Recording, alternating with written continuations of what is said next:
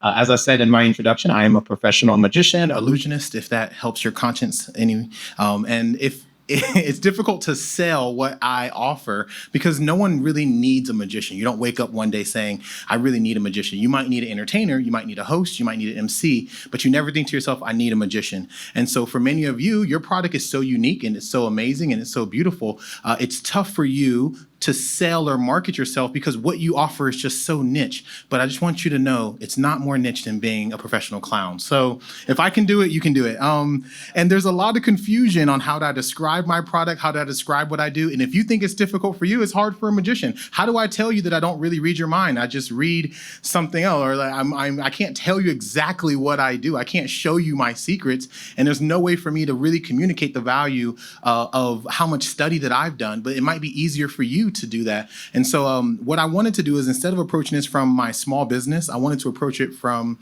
me as a magician, because the same business principles that we've been applying today can definitely apply to you.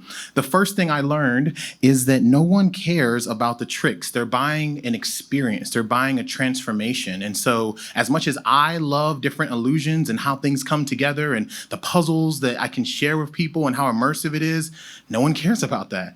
No one cares about that. When I meet with my clients, I ask questions about their event. I ask questions about who are the VIPs, the very important people that I need to make sure are smiling and having a good time. And so just like a magician is not selling tricks, you are not selling your product or service, but you're selling what that product or service can do. During my next maybe 5 minutes or so, I want to turn common sense into common practice. So you're not going to hear anything new that you haven't heard before. But my hope is that during the next 5 minutes or so, some of what you've heard today can become a common practice as we think about it. And so I hope that this isn't going to be a revelation, just more of a reminder.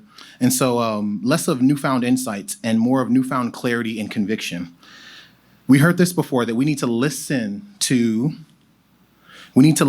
our clients. So before I go to a gig, I have to listen to what that client wants. Whose birthday is it? Who are we celebrating? Who's going to be in the room? Who do we need to make smile?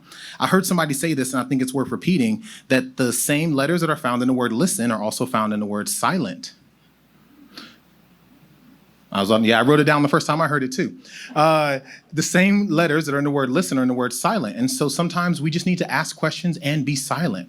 My favorite question that I love to ask, are y'all ready for this? This will help you in counseling, coaching, negotiation, sales. This is my favorite question. You ready? And what else? Tell me more.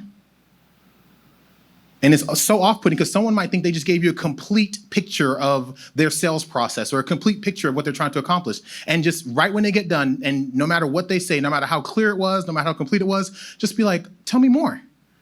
And they'll go, and then, you know, crazy thing is, they always tell you more. They always tell you more. So listen. And then ask good questions. One of my favorite questions is, and again, I'm selling magic services. So how do I measure my success? Well, I asked my client. I said, if this event was a home run and you were really happy that you hired a magician, how would you measure that? What would have to be true?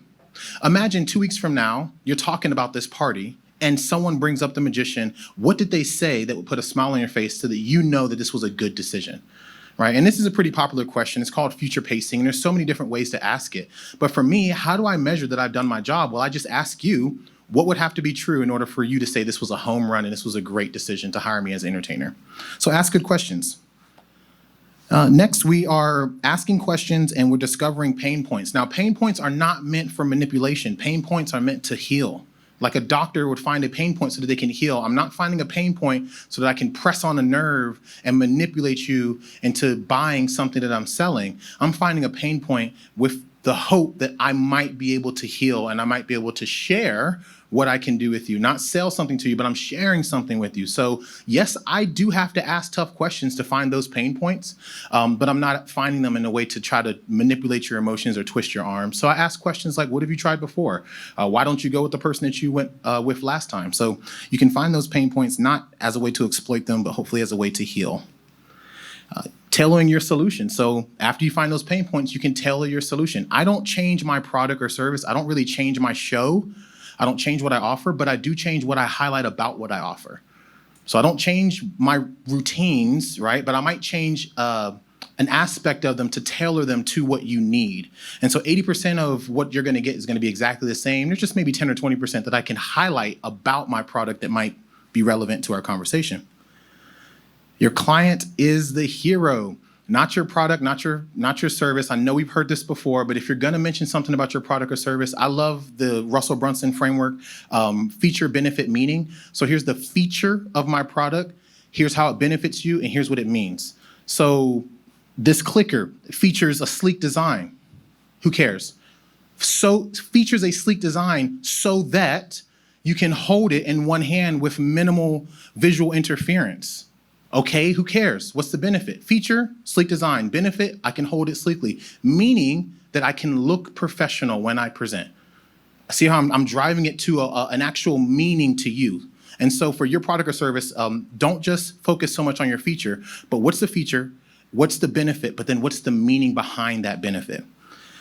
During my gig, I know that every performance is a preview for someone who might be watching, so I attempt to over-deliver. I want to make sure that I'm delivering a little bit more than what I promised, because that will generate positive word of mouth. And so that sales process is still going on even at the event that I'm trying to put on. I recognize nothing's more magical than the smile of the loved ones that you want to make smile. And so this is the most magical thing I can offer you, is getting your significant other, your spouse, your boss, your CEO to smile and have a good time. When the event is over, the sales process is still going on, that sales and marketing process. I know this might sound obvious, but we can all do a little bit better on our follow through. How many people have clients where you had great engagements with them, but you just haven't really followed up in any meaningful way? And so this is just a reminder to make sure you're following through, asking for feedback, and requesting photos and testimonials. So this is me having a great time with the family here in San Antonio, Texas. And then lastly, when you ask for that feedback, really what you're getting them to do is reinforce in their mind that they had a great time, right? And if you want to be, and this is going to sound controversial, but as a magician, I want to be legendary. What that means is I need you to create a legend about what I did. I didn't actually read your mind. I didn't actually pull a rabbit out of a hat. But if you go tell your friends that that's what happened because that's the illusion that you experienced, then that creates a legend. And so for many of you in your companies, when you help people feel secure, or they feel like you took care of them, or they feel like you're the best company in the world to work with, or they feel like you make the best bread in San Antonio, whatever it is for you, that feeling helps you become legendary, and that word of mouth carries much further. So yes, maybe you didn't meet their needs, but that emotional connection that they had with you carries on farther than just the product or service that you offered them. And so that is my presentation on sales and marketing from a magician's perspective.